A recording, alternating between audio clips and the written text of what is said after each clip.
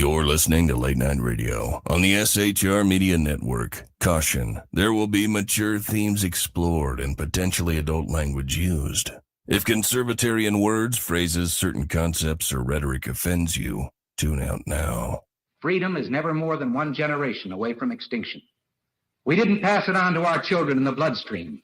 The only way they can inherit the freedom we have known is if we fight for it, protect it, defend it, and then hand it to them with the well-taught lessons of how they in their lifetime must do the same. And if you and I don't do this, then you and I may well spend our sunset years telling our children and our children's children what it once was like in America when men were free. I have come here to chew bubble gum and kick ass. And I'm all out of bubble. Ladies and gentlemen, boys and girls, children of all ages, welcome to BZ's Berserk, Bobcat, Saloon radio show, where I am broadcasting from North Idaho in an actual free state surrounding me right now. I am your conservative Sherpa, guiding you through the maelstrom of Democrat, leftist, and globalist lies, chaos, deceit, and betrayal. And please remember that what you're about to hear for the next hour or 2 hours consists of my opinion and my opinion only, and those of my guests. And would you be shocked to know that I have a returning excelente? That's excellent in Spanish. A returning excellent guest. I am doing the job that the American media maggots won't. I am fundamentally changing America one leftist diaper at a time. Because of that, we don't water our drinks. Just like we don't water our conversations, we are still serving stiff drinks in the saloon along with facts, history, logic, rationality, proportion, clarity, context, tradition, and common sense for normal people. I threw clarity in there. I just pulled that out of nowhere. Where'd that come from? Because it's true. Politics, religion, crime, culture, economics, race, sex, science, law. We talk about it all right here in the saloon where the speech is free, but the booze is not. I am streaming live right now on Rumble, X, Twitter, KLRN, the SHR Media Facebook page, the SHR Media YouTube channel, and probably in your brain somewhere. I'm on your wavelength. Don't think I'm not. By the way, I want to tell you, it is January the 28th, the year of our Lord, 2025. God, I almost said 2024. And tonight in the saloon, we have Michael FITZPATRICK. I also want to tell you that you can go to our plush, sumptuous, palatial, and resplendent chat room. Some people didn't care for that. I'm in the process of returning it this way, although I think I'm going to do the pillows up a little bit different, and I might rearrange the windows. I'm not sure at this point. By the way, I need to tell you one thing very, very important for tonight. Today's passwords are Choctaw, Caudalfin, and Mad Rabbit. I repeat, today's passwords are Choctaw, Caudalfin, and Mad Rabbit. Thanks for being here tonight. I greatly appreciate it. Before I bring my guest on, I want to remind everybody what today really is. It's the 39th year, 39 years ago, Challenger exploded. I remember that day like it was yesterday, just as I can remember the JFK assassination. Yes, I am that old. Some people say that I was there on the deck of the Missouri during the Japanese surrender. I'm not quite that old. Well, yes, I am that old. But I was not with General Lee at Appomattox or anything like that. Don't listen to those nasty things. Those are simply rumors.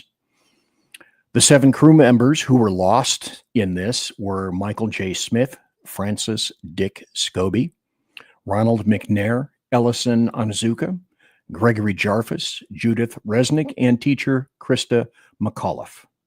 This is what we saw on television that day.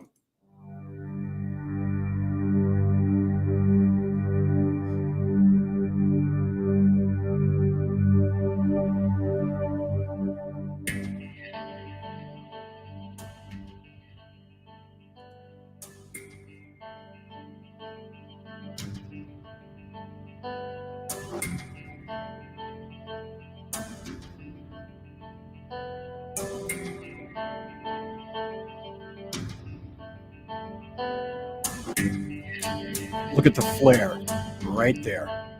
That was the cause.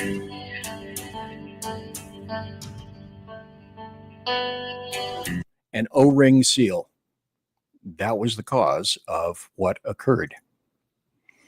In any event, if you're interested and you want to talk about it, let me see if I have this here later on once I get going, and especially in the second hour, give us a call and tell us about some of your reminiscences.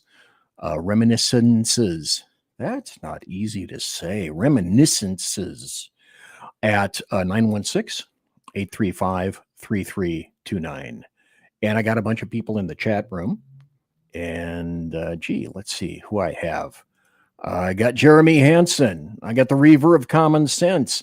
I have Cloud Being, who atones for his spelling error. In any event, thank you very kindly. I would like to now add to the stage, again, a lovely gentleman, a wonderful guy, an epic gentleman, and the act you've known for all these years, who is Mike Fitzpatrick. Let's put you both on here at the same time. Mike, welcome, and thanks for being here tonight. Hey, BZ, thanks for having me again.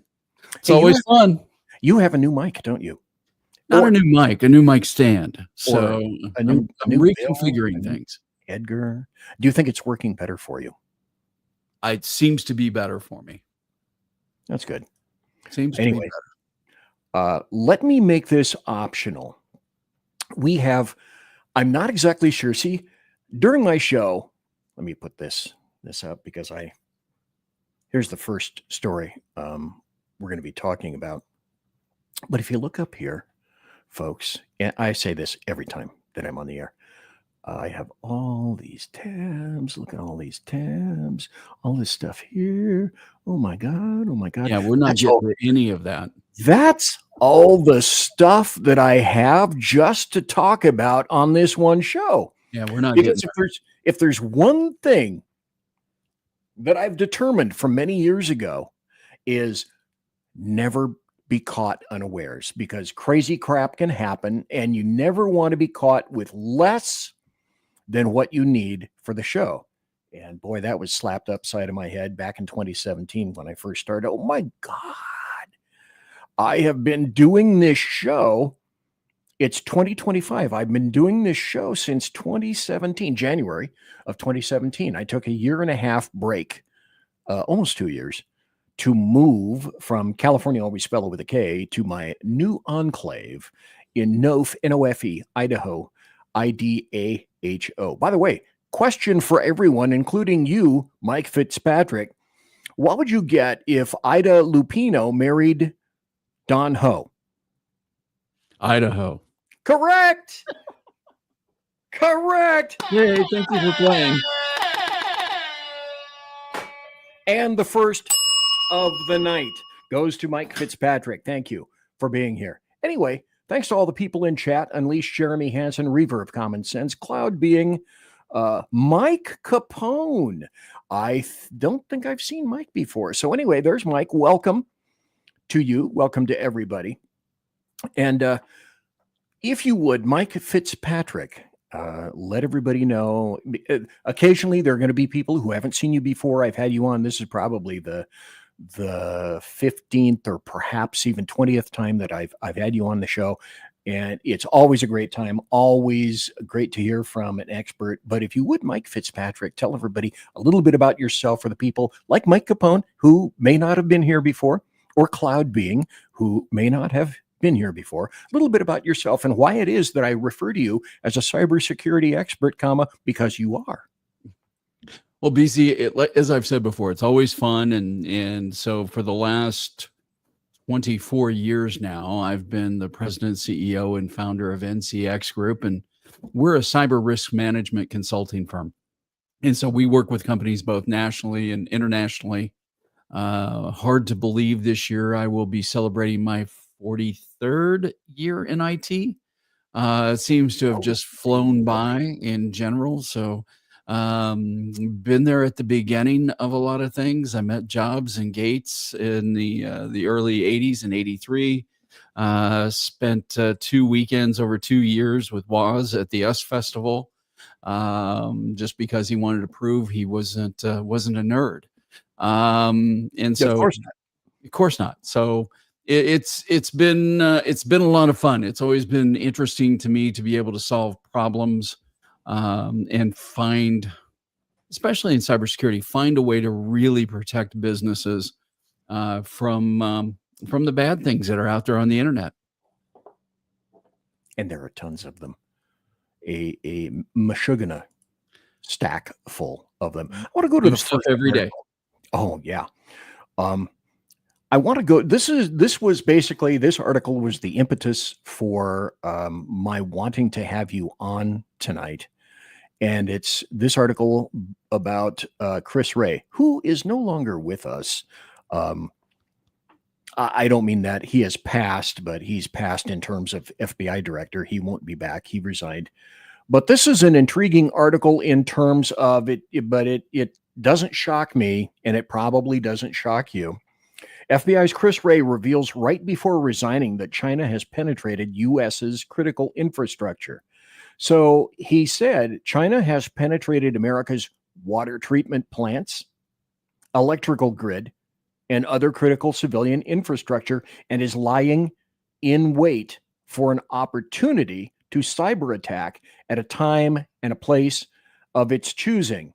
So, Mike Fitzpatrick, I guess my first question to you is this news? Is it Not shocking? really. Not at all. It was such a nothing story. When I heard it, or when you sent the information over, I actually went and found the entire 60 minutes interview. It was literally 1 minute and 12 seconds of the interview was about this great threat that is China. The reality is China has been mapping every network in the United States for the better part of 15 years. We've seen it through our managed security services. We've seen the activities. We've seen where they go, what they do, what they touch. And there's no, I won't say there's no rhyme or reason. It is about critical infrastructure. It is about big things, but it's also about small things. We saw them in print shops. We saw them in, medical labs. We saw them in a number of different places where you go, okay, well, you expect the big stuff, but they are literally mapping, and have spent the last 15 years mapping every network out there for everything in this country. You turned me on to a book, and I'd like to reference that.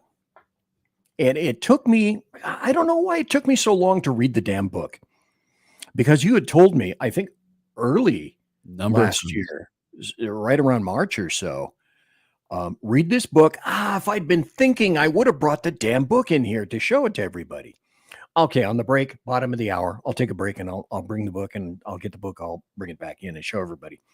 But it's called Sandworm, and it's about hacking. Well, it's got such, it is replete with detail about hacking. And one of the biggest hacks, and I was taken to task for this by somebody on social media about 2 months ago, is, would it be accurate, Mike Fitzpatrick, to say that one of the first nationalistic hacks was of the, let me see if I can remember the name, Stuxnet, was of us, the United States, going into Iran's centrifuges, how inaccurate am I about that? How way off am I on that? Well, that is Stuxnet. So Stuxnet and Sandworm are two different things. So Okay. Stuxnet is incredibly targeted, specifically towards the manufacturer of those centrifuges that were used. I think it was Siemens centrifuges, as I recall. So it was a vulnerability within the Siemens centrifuges that was exploited, and it was something done in conjunction with Israel and the United States, and going after those centrifuges. But that was, I think I misstated. I should have said that was one of the first official national hacking acts of one nation to another. Or am I way the hell off on that one too? I think it's probably, and I'm trying to remember the year of that. It's early on in it. Sandworm is right there as well. Sandworm is really the first malware created. So the malware that we see every day, from a ransomware attack or that kind of thing, is really a derivative of Sandworm. Sandworm comes out of Ukraine and then made its way into Russia. And its creator is a huge fan of the movie Dune, i.e. Sandworm. Sandworm Eats everything, consumes everything. We did not rehearse that before the show. So it's, it's an interesting, not Petya, the big malware event, global malware event in 2017 that took down NHS in the UK, along with FedEx and others globally. That was Sandworm. The first time that Sandworm was really used was to take out the power grid in Ukraine, if I remember from the book correctly. Right. That I remember. That was incredible. Yeah, it was tested in against the Ukrainian power grid.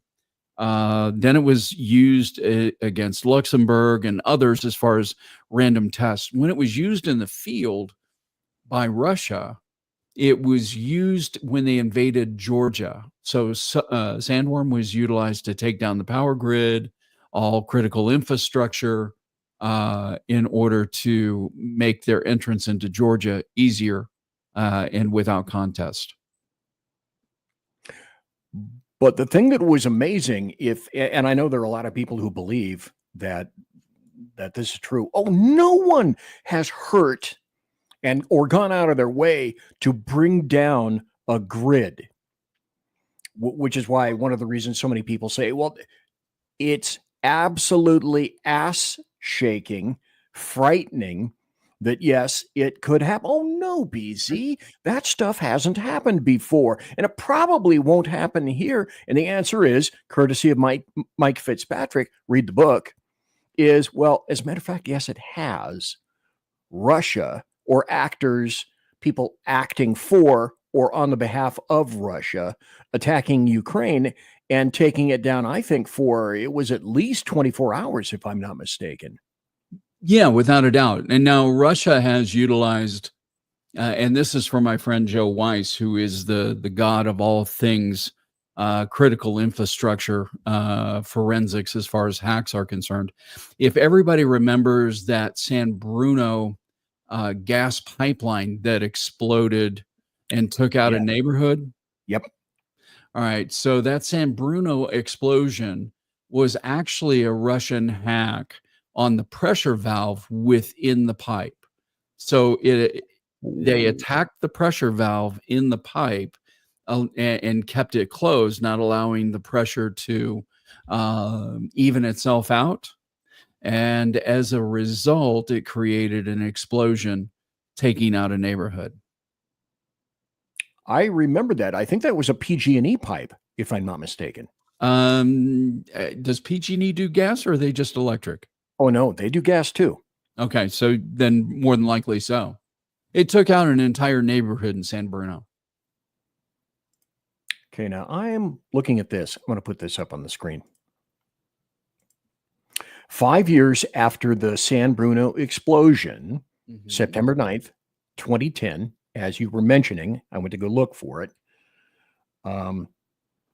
San Bruno's Crestmore neighborhood, and the fireball that erupted into the sky at 6:11 p.m. instantly transformed the neighborhood into a scene of chaos with people dashing from their homes. And let me go through this. 50 minutes after the explosion, technicians at PG&E Natural Gas Terminal in Milpitas monitoring the gas line. They knew they were dealing with a crisis. An electrical failure at the terminal, which regulates the network, had triggered an uncommanded increase in pressure to line 132, a 30-inch pipeline carrying natural gas. Well, little kids, boys and girls, and everybody, a 30-inch pipeline carrying natural gas is friggin' huge. It's monumental. I'm doing this to show, okay, PG&E workers, blah, blah, blah, 5 years. The PG&E is still in the laborious process of ensuring its pipeline network is safe. There were lawsuits. Let me go through this. Cultural shift, PG&E, dangerous state. A glaring problem came to light. PG&E didn't have the records to identify with any certainty what exactly it had running underground. As the National Transportation Safety Board noted in its final reports, the company's records indicated that the segment of pipeline that failed was seamless. Go down here. 65,000 email records were released. Go down here. Practice not being standard. PG&E Gas Safety Department had many new faces in 2015. And since the San Bruno explosion, the company has hydrostatically tested 673 miles of its transmission pipelines. Go down here. Master of disaster. End of statement. Guess what I don't see in here? I don't see any reference whatsoever to a hack of the PG&E San Bruno line. No, not in that particular article. I believe Joe got to the bottom of it and was able to prove it maybe a year and a half later, as far as going through, because I mean, it really comes down. I mean, with critical infrastructure, it's all kind of built the same way with the same hard-coded passwords throughout the infrastructure. And I'm trying to remember the name of the devices. I want to say they're PCLs.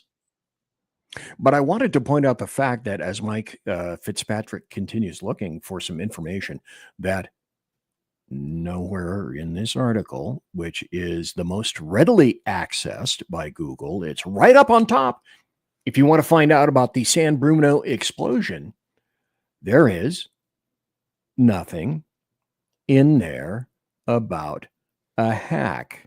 My guess would be, and this is why it's my show, and I say at the very beginning, these are my opinions, is that PG&E already had enough crap going on, and they didn't want you to know that not only were they murderers of at least, I think, 80 to 90 people because of wildfires started due to their equipment, they didn't want anyone to know that someone had somehow managed to get into their system, which created the explosion in San Bruno. Or, Mike Fitzpatrick, how way far away am I on that?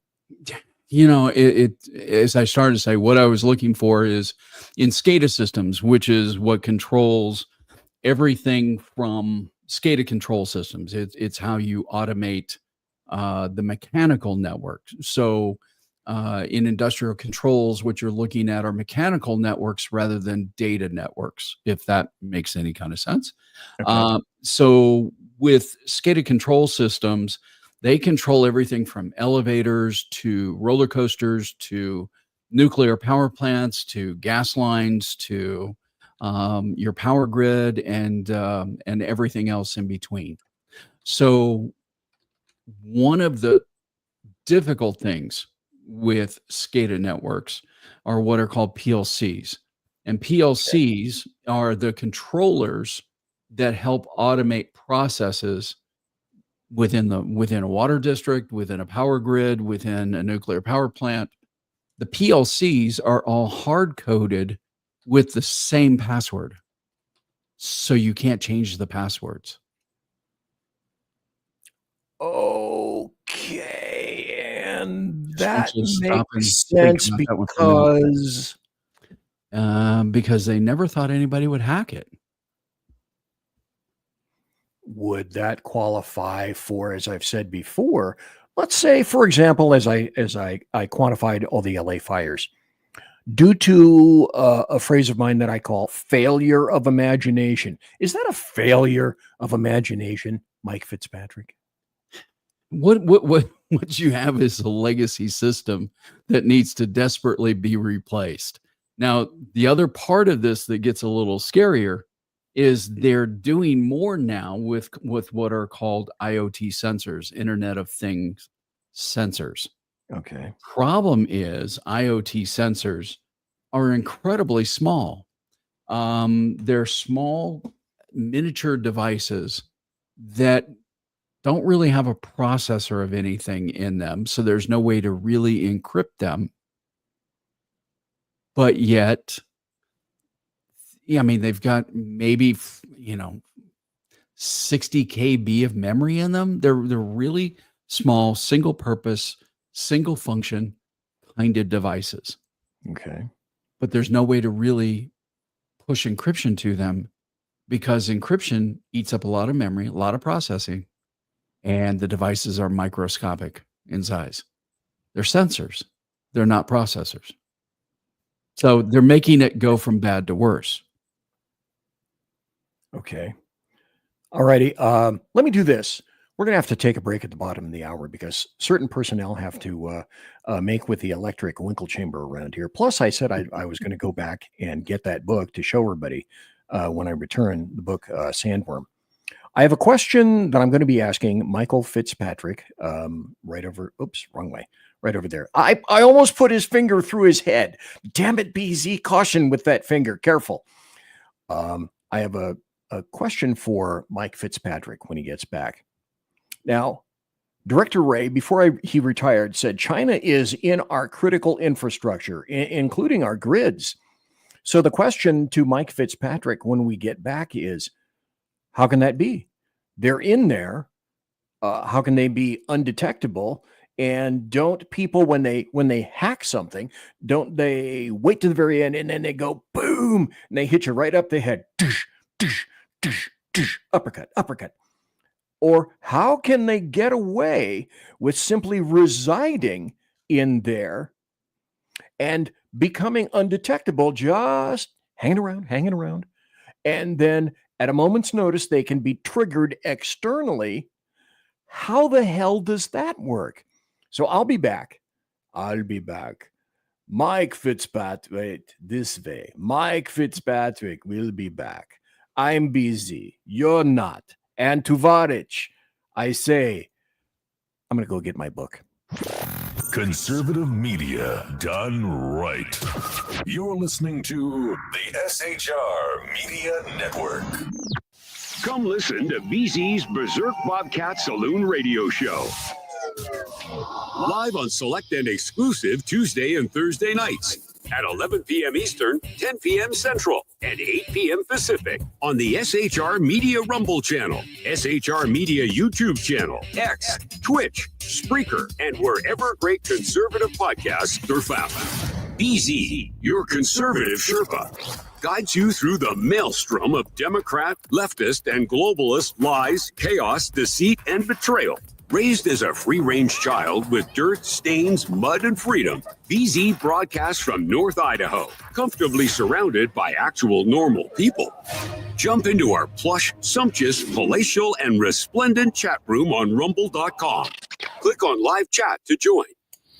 Now, with 37% more umbrage and 19% more bulbosity than previous shows, featuring delicious Liberty additives for the best in late-night Conservatarian talk radio.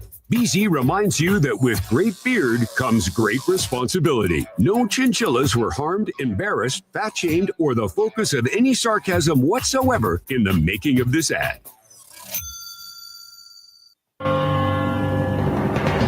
Hello, I'm Matt, a student at Hillsdale College. Here is Hillsdale President Larry Arnn on the continuing relevance of the Constitution. Many argue today that the Constitution is outdated because it addresses problems peculiar to the 18th century.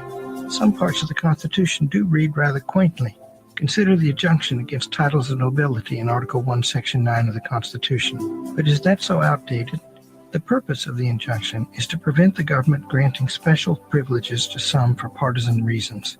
This strikes at the heart of the rule of law.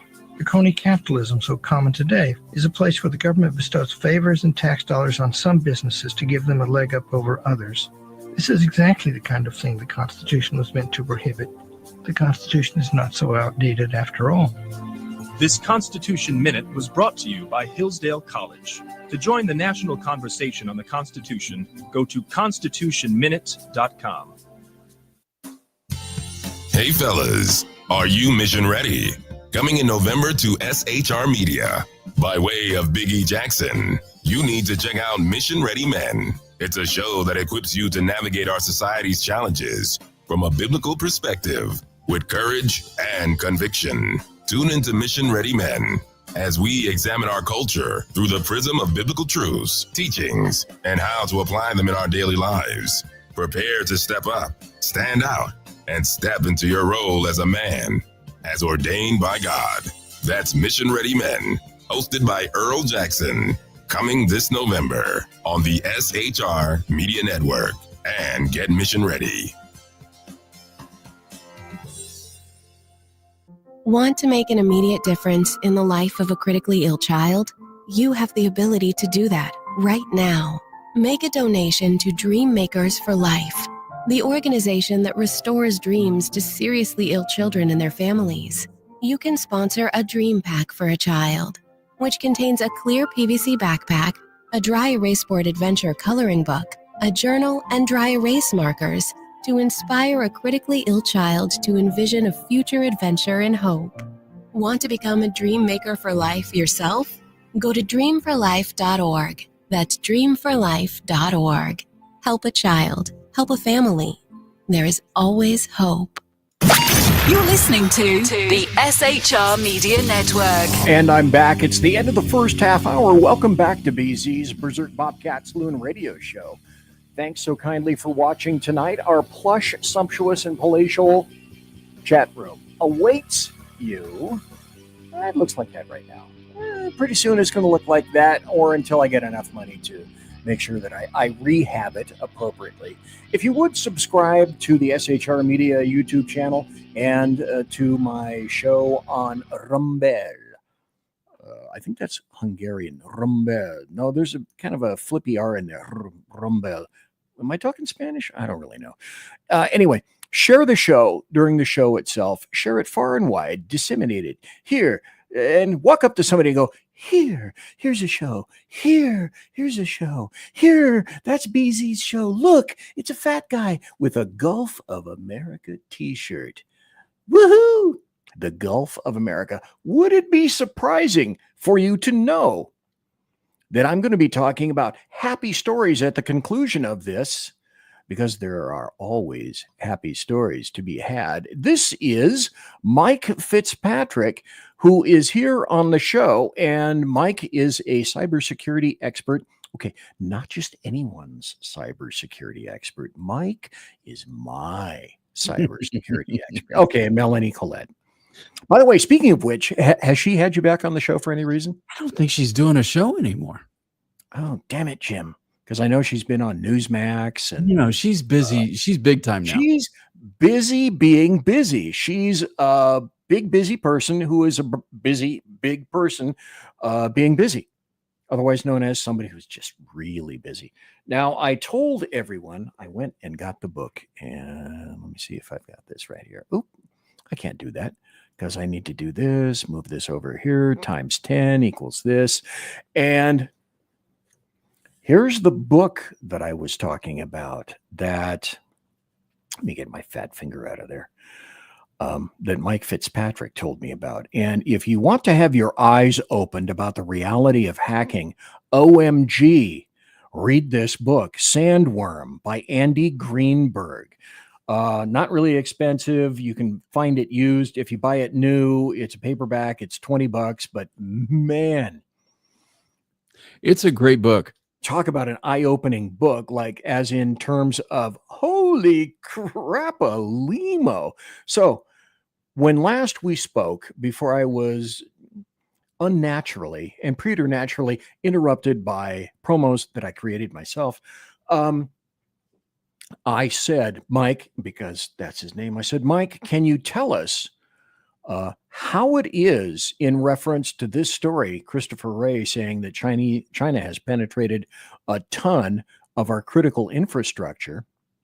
How is it that China can just go into whatever, let's say our grids, multiple grids, our water, wherever? How is it that they can go in there and apparently remain undetected until magically, mystically, at one point, something is activated? How does that work? How, if they're in there, how do we not know? And it sounds as though, and correct me, it sounds as though they may have been in there for a while. Definitely for a while. I mean, the interesting thing, the statistics are really clear on this. If you have a cybersecurity program where you are really managing cybersecurity through your organization, the time from when you are actually breached to discovery is approximately a year. Holy crap. And that's if you have a program. If you don't have a program, statistics and research shows that it's probably closer to 2 to 3 years before they're discovered. So usually discovery happens typically by accident, quite frankly. They'll get greedy, they'll get overzealous and cause something to be noticed. And that's how they're usually discovered. Now, as far as critical infrastructure, I can tell you that, okay, so there's 2,000 power companies here in the US, right? 2,000 power companies. Now, Joe Weiss, my friend that is the expert in all things critical infrastructure, probably about 3 years ago told me that only 2 of those companies had actually conducted a cybersecurity assessment. 2 out of 2,000. I don't even want to break down the math on that. That's horrible. That's scary. Now, we've conducted cybersecurity assessments within water districts. It just will make you shake your head. If they do it every 5 years, if they go through and do an assessment every 5 years, I think they're doing pretty good. But literally, I guess it was 2 years ago, I got a call from one of the districts that we had worked with in the past and said, hey, Mike, we need to actually do another assessment. Can you guys do it? I said, fantastic. I said, when did you guys do your last assessment? He said, well, the last one we did was the one you guys did. And I said, that's been a while. Let me go look. So I go and look. It had been 12 years. It passes so fast. Again, with a lot of organizations these days, there are requirements, mandates for cybersecurity assessments. And even with the mandates, especially in healthcare, they fight you tooth and nail to actually get something done from a cybersecurity standpoint. Why so hard? Why so much when, okay, perhaps I should qualify that by saying that my guess is that it's getting in and ripping the guts out and finding the problems and the errors it doesn't cost $1.95. It's probably it's more than that, but it's a cost benefit scales, I would guess. But if it again, it's a mandate from the government. Okay. But that the early days of HIPAA were real were really interesting because a lot of us that were in IT at the time, which I was, but I was working for the company that invented security event management, which is how you actually detect stuff now within a network. And most companies don't have security event management, believe it or not, after 20 years. But even at the beginning, we would go in and talk to healthcare organizations about how this can help them from a cybersecurity standpoint. BC, I can't tell you how many times their executive group, from general counsel all the way to the CEO of these hospitals, would say, we're waiting for somebody to sue the government over this. We're not going to do anything. We're not going to implement anything. They can't make us do this. And that was the initial response. Now, there's another hospital that we got involved with. I want to say it was 2007, 2008, somewhere in that time period. They got hacked. They got breached. We got called in to come in and identify how they might have gotten in. And we did that, did a thorough assessment. I'm sitting there talking to the general counsel for the hospital. And I said, you're going to need to do a reassessment here, probably within the next 6 or 8 months, to show that you've done your due diligence and your due care, that you have mitigated this to the best of your ability, given the California laws that required notification. California was the first state in the country that actually required data breach notification.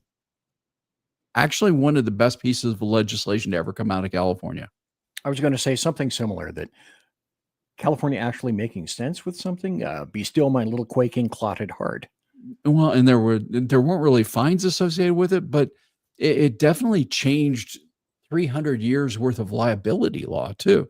Just the breach makes you liable. Okay, well, riddle me this, Batman. Yeah. They were waiting for someone to sue, I guess, on their behalf, saying, oh, this is bad, this is evil, fattening. They wanted the courts to decide. Whatever direction they wanted the courts to decide. Now, in the particular case with this particular hospital in the breach, as I'm mentioning the due diligence and due care, the general counsel for this rather large hospital said, Mike, that's why I have insurance. And I said, have you read your policy? Because your policy requires you to do your best effort at due diligence and due care. Specifically, that means testing. That means if you've had a situation, retesting. And he says, well, I'm just going to have the insurance company pay for it. I said, well, at some point in time, you become uninsurable. And that's where a lot of companies are finding themselves now. Cyber breach insurance is through the roof these days in expense. The insurance companies are demanding more and more and more from those that they insure. And if you can't provide it, no ticky, no laundry. You don't get insured. Well, I'm guessing because the exposure is so large. You know, if you have, I don't know, a database of 500,000, a database of 1 million people, it's not uncommon to have 1 million people in a database for a company somewhere, is it? No, okay. It's really not. Okay, so another if-then equation. If that's true, that people, you can have 1 million people, maybe you can have 25 million, 5 million, whatever. Mm-hmm.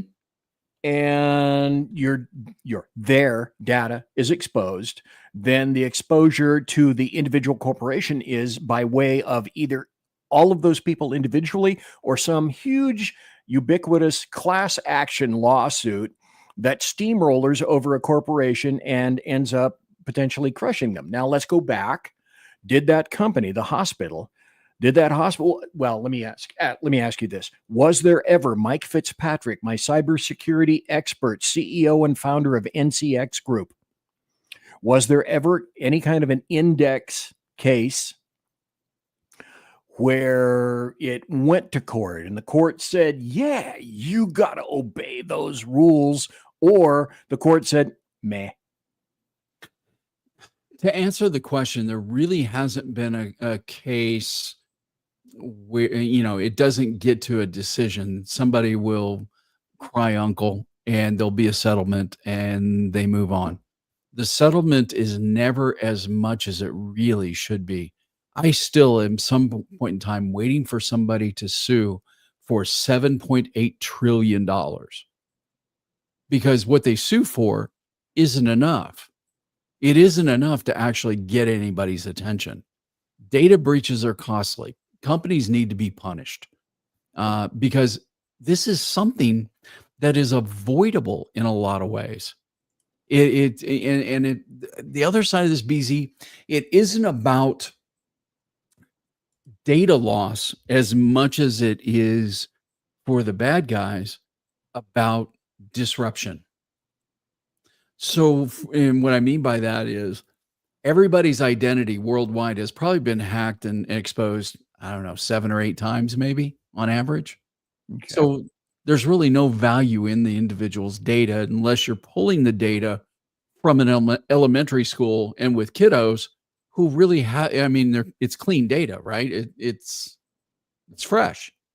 So where I'm going with this is with disruption and cybercrime this year is going to top $10.5 trillion.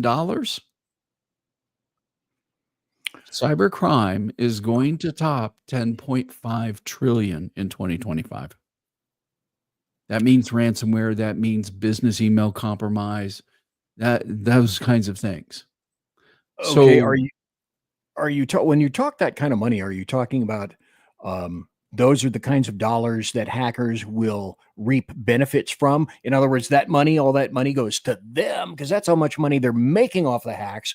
Or is that the exposure that various corporations and companies are encountering because some bad, vile, evil hacker got into their system?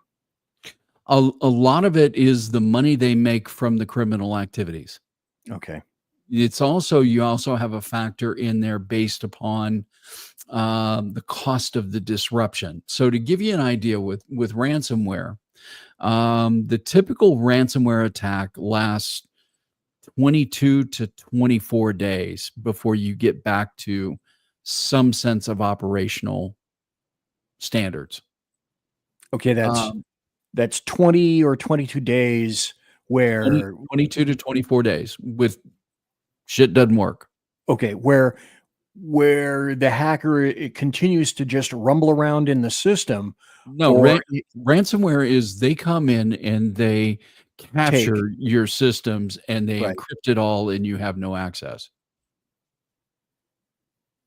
So they may be going through your data, they've demanded a ransom, but your ability to fix it, and so you're dealing with, employees that can't work, they can't function. You're dealing with bringing in a level of expertise to come solve the problem. In order to get through restoration, you hope that your backups are accurate and work, but probably the hackers have deposited the malware in your backups and it's been there for 6 months. So they'll just reinfect you again. So that's basically 20 to 24 days where before you get any kind of relief or before you find anybody that can go into the system and say, hey, here's the issue, here's the issue, here's the issue. These people hackers have 22 to 24 days just to stumble around your system. Look at this, open this door, unzip your trousers, look over here, and completely unimpeded.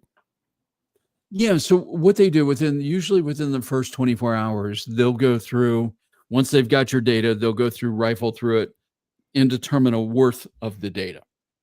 So you'll get an initial request for payment, usually in Bitcoin. And in that initial payment request, it's based upon kind of what your business does and what they think what the data might be worth. So once they have a chance to go through it, look at it, and make a determination, with one particular friend of mine, he's a electrical, he's an electrician, electrical designer, and architect for large commercial buildings. So once they got their hands on his data, the initial ask was like 600,000. Once they got his plans and the stuff the things that he builds, the ask went to, I want to say it was close to 15 million. because he builds hospitals, he builds government buildings, he builds important stuff. So again, then you got to bring in a team to start restoration, try to recover, try to negotiate the ransom and bring it down. So your activities for 22 to 24 days, business wise, are non-existent. The data, and this is the important thing, and I always like to share this. Cybersecurity people are not making up numbers. I say this because of the fact, by law, anytime there's a breach, we're required to do a post-mortem on the breach to know what was hit, what was taken, what was affected. And from that, we're able to determine with absolute certainty how much things cost. So for small businesses, probably 100, 150, maybe 200 employees or less, you're looking at a cost of $10,000 per hour on a disruption, $240,000 per day. 22 to 24 days is $5.6 to $5.7 million is what that's going to cost you. And that doesn't even include the ransom. Okay. That's just the business disruption. And so I'll give you, for instance, I was speaking to a group of auto lenders in Orange County, California. The subject of ransomware came up. One guy sitting up front, he says, "Oh yeah, we got hit with ransomware." I said, "How long were you down?" He said, 3 weeks.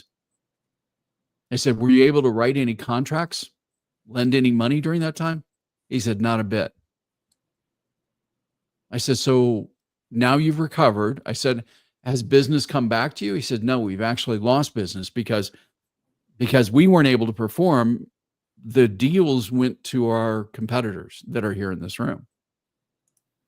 So they hadn't even been able to get back to normal." Okay. Unleashed Jeremy Hansen says, "Holy shit, hacking is now a multi-million-dollar business." Well, wouldn't you suggest, Mike Fitzpatrick, it's a multi-trillion-dollar business? Multi-trillion. Yeah, the entire net worth, the entire revenue flow within cybersecurity isn't even $1 trillion. For those of us that are in the business on the good guy side, there isn't even $1 trillion worth of business. It's just staggering to think that. Well, let me ask this question. There's so many questions swirling around in my fetid neural brain right now, just going zigga zigga zigga zigga zigga zigga. That's what they're doing. That's what it sounds like to me in here. Zigga zigga zigga zigga zigga zigga. Like the that squeaky squirrel wheel. Yeah, exactly. Like the Warner Brothers termite. Anybody remember the Warner Brothers termite? Buzz, buzz, buzz, buzz, buzz, buzz, buzz, buzz, buzz, buzz, buzz, buzz. That's what's occurring in my head right now. I'm telling you. You gotta believe me.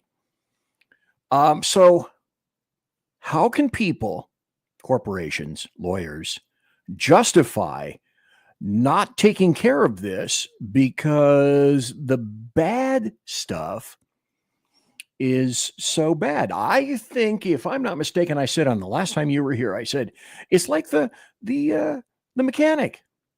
You can pay me now, or you can pay me later, but you're going to pay me. And if it's later, it's going to be a lot more money. Well, I wish I had a really good answer for this. Part of me thinks that some of it is the executive teams, the business owners, the CEOs, they don't necessarily know what to do or where to start, and they don't want to appear to be an idiot in front of the company. So because they don't know, they just tend to not do anything. Then you have the other side of it with people that believe that everything cybersecurity related is a technology and all we have to do is have the right technology. Guess what? There is no silver bullet for this. There's no technology fix that is going to save the business, because let me tell you, we have talked our way past secretaries and team people within water districts. I've talked my way past bank tellers in the past. I don't care what your technology is. I can hack my way in by hacking your people. It is so easy. Absolutely the most fun and easiest thing there is. I bet it's actually quite personally satisfying when you do that. It's entertaining. I didn't need to go into your confusers at all, comma, you dummy. I just went, Joe Biff from the FBI, walked on through, accessed your doors. Cheetah says, particularly relevant for this guy, I audited a MicroMasters in cybersecurity through RIT via EDX. I hope you know what that means, Mike Fitzpatrick. Just applied for a lawyer job with a healthcare and cybersec law firm. Didn't get it. Why not? Well, that's a good question. I will leave. I specialize in good questions. For you, wait a minute. Here's number 2. Tonight, it's Mike. It's not me. It's never me. I never applaud myself. Son of a gun, there's something wrong with me. Anyway, thank you very much. I'll be here all night. Tip your waitress. Tip Mike for that, as a matter of fact. Well, let's go to, I kind of grokked the concept about China just laying in wait, essentially, in, you name it, it's a water district, or it's a utility, or it's a power company. You said there are 2,000 power companies to choose from. That's a shit ton of power companies. And then, Mike Fitzpatrick, you dirty dog, you sent me this. So I'm going to play this. Oh, this is fun. Wait for this one, everybody. Oh, yeah. In 2019, a transformer, and I have information about transformers, a transformer was seized coming into the United States by the federal government and the Department of Energy from China. They had found a hardware backdoor in this transformer that would allow someone to remotely switch it off. On May 1st, 2020, President Trump passed an executive order called Securing the Bulk Power System. President Trump declared a grid security emergency. On the very first day of the Biden administration, that executive order was suspended. And the first question, the first cry to the moon should be, why would you want that? Now, let me tune this out just for a second. If you don't know it, do you have a drone that's manufactured by DJI? DJI has a very sophisticated and excellent drone. They make any number of them, and lots of people use them. DJI is a Chinese company. They send all that information back to China, where you are, where you fly. And if you have a camera, I'm just throwing it out there, do you think that maybe they may be using your drones, they may be taking your capture and using it for their own, I don't know, personal aggrandizement, something of that nature? I'm BZ. I'll be back right after this. Hello, go. Conservative media done right. You're listening to the SHR Media Network. Come listen to BZ's Berserk Bobcat Saloon radio show. Live on select and exclusive Tuesday and Thursday nights at 11 p.m. Eastern, 10 p.m. Central, and 8 p.m. Pacific on the SHR Media Rumble channel. Wait a minute. Stop right there. This is my show, and I get to do this. You already heard that one. I don't want you to hear that one. I want you to hear another one. BZ, would you get your producer in damn check? Good God. You can't trust him at all. Are you sure it's a guy? I don't know. Wait a minute. Let's do this one instead. Conservative media done right. You're listening to I gotta watch my producer like a hawk. Go pee. the SHR Media Network. Hey, it's Sean from the Edge of Liberty. Join me right here on the SHR Media Network every Monday and Friday, 12 on the Pacific, 3 on the East Coast. On this show, we'll discuss news, politics, the government, how cranky we are about the government, and more. If you want to hear hard talk, good interviews, sarcasm, bad jokes, and oh God, that really is me in a nutshell. Either way, check me out right here on the Edge of Liberty every Monday and Friday, 12 Pacific, 3 on the East, on the SHR Media Network.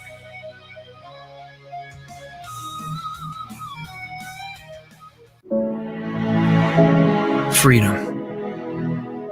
One nation in all of human history was built on that bedrock. Ours. A republic of the people, by the people, and for the people. Self-government requires freedom, just as freedom requires an individual willingness to self-govern. Freedom has made America exceptional, but it can only last as long as you and I seek the good, as expressed by the laws of nature and nature's God.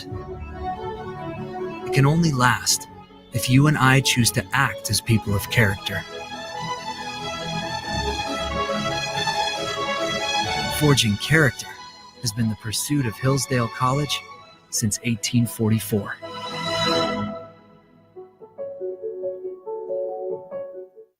Are you looking for a way to boldly express your faith and love for your country?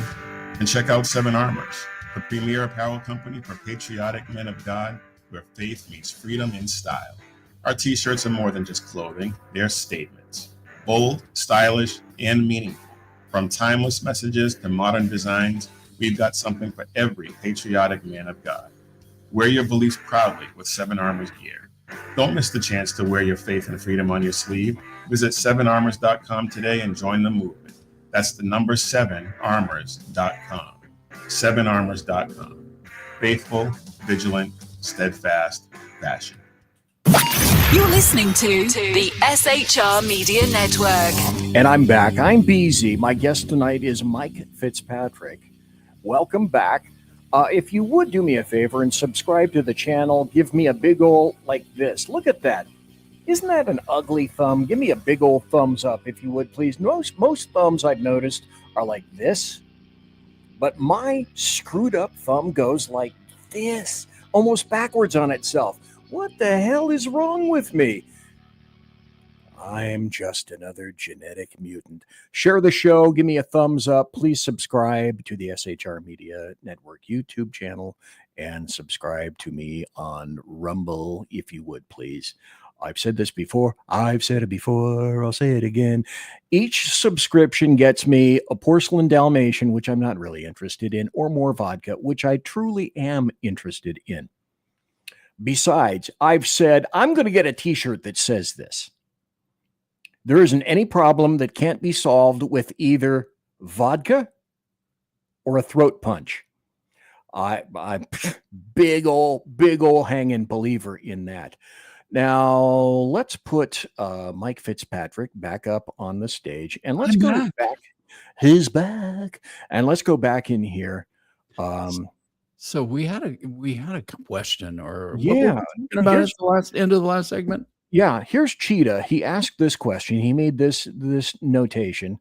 He said, however, he added, I do have an appointment with a friend tomorrow. Help her clean out her bloated computer, which I'm guessing most persons' computers are really very super fragilistic, expialidocious, bloated. Yeah, and no comment. Well, don't look in mine. Yeah. And Unleashed Jeremy Hansen says, I think ego from these big executives is probably the issue, at least a lot of it. That's an interesting notation. Anything that you'd care to weigh in? Or I know I learned not to ask anything about your client list, because you have clients ranging from ittle bitty businesses, we need a tadpole bit, to big damn clients. And I learned, don't ask, don't tell, because even if you ask, Mike is not going to tell you, and good on him for that. But do you even want to go to Jeremy's comment and talk about, is it ego? Are a lot of these people that are in big businesses, corporations, etc., now, they know better than you do. Well, it's ego, even if it's a small to mid-sized business too, quite frankly. Most business owners and executives are A-plus types of personalities, right? Always been achievers, always done really well, always have the answer. And when they don't, they will fake it till they make it. The reality is, this is something that they don't have a grasp on. They tell you they do. They tell you that they understand it. They will tell you convincingly that they are doing something about it. But when you ask specifically what's being done, now that's a different game. They don't have those answers. The other side of it is they have rocky relationships 9 times out of 10 with their IT departments. And it's simply because the IT folks think they're God, and they're a little abusive towards mere mortals. Okay, number 3 tonight for Mike Fitzpatrick, because What's the record? I'm going to go for the record. I think I may have had like 7 or 8, maybe 10 in a particular show. That was a while ago. That was quite some time ago. And the reason that I echo your sentiment, or if it's dirty, I echo your sediment, is that whenever I encountered IT in my department, they knew everything and hated everyone. / everyone hated them too, because they speak in a language with gestures and grunts and clicks that nobody else seems to understand. I can remember, God, again, this is dating me. No one wants to date me. Come on, don't. I'm married, okay? Mrs. BZ does. That's right. That's right. Remember that. She could be watching right now. I love you, dear. I can remember when there was this right next to the sheriff's department at 711 G Street. There was this huge building next door for the county of Sacramento IT. And it was the building that got built by, I think it was $50 or $60 floppy disk packs of 10 or 20. Number one, that reveals how old I am. And number two, the prices they would charge, because it's like fleet services. Dude and dudette, they had you roped in. If you wanted to buy a package, you had to buy it from IT next door. Is that the data, BZ, is that the data center that back in 2005, 6, somewhere in that area? It was right on the corner. Where all state of California employees had their data exposed? No, this was just just county of Sacramento. And I'm sure, hell, they've probably been hacked too, for that matter.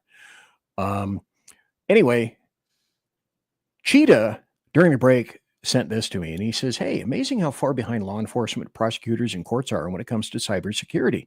A ton of legal issues. And I have to qualify this in terms of Cheetah is, if I'm not mistaken, if I'm remembering correctly, which is no guarantee, he is an attorney in Florida. Whether he's practicing or not any longer, I do not know, but he is law oriented. And I thought, okay, that's a really good question. So is it because, let me throw this out there. Go ahead. Is it because cybersecurity and the digital world changes so quickly that law enforcement and courts are always going to be behind? Always. That's just a part of the equation. It's like trying to get on top of custom drugs. A good cooker can create a new variant, a new chemical pharmacopoeia of new stuff that is not on anybody's schedule, and that's just the way that crap is. That's how it rolls. You know, it's an interesting question, and it's something that I've had long conversations over several bourbons with my own personal attorney. Nice. As we attempt to solve the problems of the world. But attorneys are interesting. So to the problem of the court, right? The reason there are judges and there are attorneys is because they're not mathematicians. Okay. What I mean by that is math was not their forte. To understand cybersecurity, math has to be an important component of it to be able to understand the math that takes place in order for certain things to happen. It's like, and I'm, again, I'm not getting political here, but there's certain things in the 2020 election that just never added up from a cybersecurity perspective. So you have a scanner, the optical scanner can only scan X amount of pages per minute, period. It has a physical limit. But we had vote totals from those scanners that exceeded any capability of a physical scanner. Math. It's just simple math. And so, a lot of where legal is today with cybersecurity and cybersecurity issues is where the law was with DNA prior to the O.J. Simpson case. Okay. Well, what I get that. I see the comparison. But wouldn't you say that the digital and technological world is changing at even a greater geometric rate than, say, without a doubt, but just it's no comparison, none.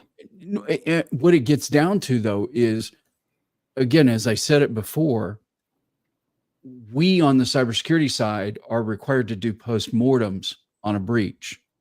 We know precisely what the cost of a data security breach is. We know it's $234 per exposed record. Okay. We know that there's 22 to 24 days of downtime with a ransomware attack. We know that the cost of a data security breach is going to be between $7 and $10 million on average. We know these things. The law doesn't understand how big something can become from a data security perspective in the blink of an eye. They can't process that information. Now, on the other side of this is you have attorneys, unfortunately, that are advising their clients that they don't need to take these security measures seriously. Because they'll tell their clients, BZ, well, if you get breached, we'll just deal with it in court. Well, they'll deal with it because it creates billable hours for them. Okay, here it comes. Here it comes. That should be a number 5 as well. That was pretty good. Yep. Thank you. Yeah, I just want to insert this at the moment. We got 30 people watching live, 32 people watching live. Thanks. Share the show. Thanks for everybody watching live. Thanks for everybody being in chat right now. Thanks for Cloud Being, Dale Benson. Cloud Being, that's a very cosmic kind of thing. Cloud Being, Mike Capone, Unleash Jeremy Hansen, Reaver of Common Sense. All people in the chat right now. I'm not sure if Cloud Being is a people or whether a more celestial type of unit. That's a discussion for another day. But anyway, and Cheetah, thanks to everybody for being here in chat. I greatly appreciate it. And some of the BZ, before we leave this part, some of the best, one of the best presentations I've ever seen, really explaining cyber and security and the complexity of cybersecurity, because cybersecurity is the most complex thing there is today. And that's the other reason the law can't keep up with it. So you had, what's his name? Javon Pulitzer during the 2020 elections in Georgia, talking about, in his expertise, is taking things from pen and ink and making it digital. This is the guy that created the barcode. This is the guy that created the QR code. Really? This is the guy that when you create your ticket, your e-ticket on your phone, and it scans your device, That's the dude that created that. He's got 200 plus patents on this. And when you watch the 45 minutes of him talking about paper and ink and positioning and the changes in the paper and the ink related to the election in Georgia, and I have a good friend of mine that was on the ground in Georgia, and he's the first guy to figure out how to hack election boxes. This is not new. It happens every year in Las Vegas at DEF CON. If you want to go see it live and in person, head to Vegas in the heat in August. You'll see it. It's there. It is there to be observed. Been there, done that. So anyway, he was on the ground in Georgia, and he was actually interviewed by NPR 3 weeks before the election. And they asked him, well, do you think these are secure? And he said, no, they're not. So again, if you can find that interview that was done or his testimony in front of the Georgia Judicial Committee, Senate Judicial Committee, and I had a couple of friends that also testified during that hearing, it is just absolute brilliance. Okay, look at this. I got a pen. I got a pen and a veto, and not veto, V-I-T-O. Okay, I have a pen and a veto right here, just like Obama said. Okay, this is DEF CON. Vegas, August. And Shut off your cell phone. And because I will look into this, and I will make sure that if I can find it, I will put it on the show. And what's this dude's name? Javon Pulitzer. And if you want to see hacking live on election devices, go to DEF CON. It's the hacker conference. But this video that you're talking about, is he showing you how you can get into election machines? He is testifying before, and on the Bible, testifying before the Georgia State Senate Judiciary Committee in 2021, 2021, after the election, and talking about changes in paper, how and if you remember old ads for newspaper, you would have registration marks down the side, right? You would have right, like a target. So that's used for positioning of the paper and the scan as it goes through the scanner. Right. So in this particular case, the registration marks were off slightly. It wasn't completely square. So what that did with those ballots, they still got scanned, but they also forced it into adjudication on the system. Okay. And once it's in adjudication, it isn't a group of people that's going through and looking at it. It's literally one person at a computer and assigning the vote. Okay, this is nothing like massive exposure here, and you heard it live right here in the saloon. Now, maybe this video has existed for a long time, but don't think, folks, that I'm not going to, and Mike Fitzpatrick, don't think that I'm not going to go look this up. And if I can find it, then I will be playing this on the show. Watch it. It is this dude is brilliant. Everybody relies on QR codes and barcodes, right? True. This is the guy that invented it. So we're going to question him. He's the guy that has figured out how to move things from paper and ink from the physical world to the digital world. And he's telling you there was a problem. And he said, that's where the song came from. He said, you got to move it, move it. You got to move it, move it. Here's a comment from Cheetah. Says, Mike seems to have told us there isn't really any effective law in the books to keep up with current threats, let alone in enforcement, lawsuits, or knowledgeable prosecutors, judges to deal with, unless you have some kind of a system or an AG that has vertical prosecution that's in line with all of that stuff. Cloud Being says, I miss floppy disks. And he also says, make floppy disks great again. So anyway, I think that's a little blue pill. Yeah. But no, as far as Cheetah's question is concerned, It really comes down as far as law is in the force of law and what's being written. The people that are writing laws don't understand how complex cybersecurity is.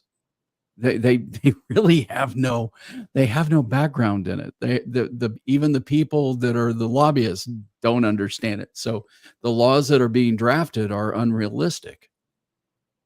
Cheetah makes that point with this. He says some of the legal departments are less than worthless when it comes to this stuff. The paradigm of damages is outdated. Give him a bing. Okay, this is for Cheetah. That's for Cheetah. Just for you. He's a good friend. They are thinking in terms of traditional damages like broken bones. Right. And he says medical malpractice, old school white collar scammer damages that can easily be calculated compared to digital defenses, which are tough to do. So a long time ago in a galaxy far, far away, when I was still employed, one of my jobs was to be a risk manager for my department in various venues, because I had the luxury of being involved with the two biggest things that kill people in law enforcement: guns and cars, cars and guns, guns and cars, cars and guns.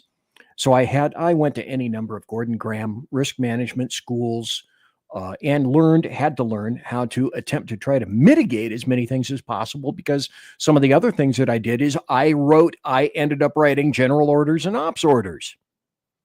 So I had to incorporate a lot of that stuff. And I'm throwing it out there because if there's one thing that Gordon Graham said, and I applied it to the LA fires recently, is if it's predictable, it's preventable. And that line has always stuck in my Mark I Model 3 Brainulus for a long time. So throwing it back over to you, Mike Fitzpatrick, is a lot of this stuff predictable? And if it's predictable, is it preventable? Okay, so let me answer it this way. Okay. Cybersecurity, in 23 years of doing assessments and conducting audits for a variety, from healthcare providers to higher ed to you name it, we have not seen any business or any organization 100% secure. Never have. Doesn't happen. First time I see it, it'll be an absolute unicorn. So with that said, they know what is coming. They know what it is that needs to be done. But for some reason, and I don't know that it's money. I don't know that for some reason. I was wondering that too. Money ought to be this big motivator. But I'm kind of like you, thinking, is that it? Is that the whole story? Some of it, I think, is just they're lazy. They get busy with other things. It really changed after the pandemic. A lot of what used to be the basic blocking and tackling of cybersecurity, which is patching, which is making sure that your updates are done, which you have your firewalls, your testing, you're going through and doing everything you need to do to be proactive, because the only way to be effective in this is being proactive. Once the horse is out of the barn, I'm sorry, you're dust, you're toast. So you have to find a way to be aggressive in being proactive with cybersecurity. You have to enjoy the grind, because it is a grind, but it's the simple stuff that is going to leave you naked to the world by some hacker. You have to become brilliant at the ordinary. And it's some of the ordinary common stuff, like you mentioned.